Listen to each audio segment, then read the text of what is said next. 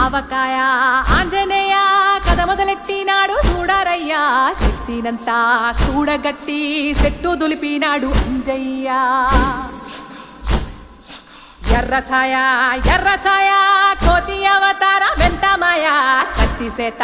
పట్టకుండా కాయ కోసినాడు కపిలయ్య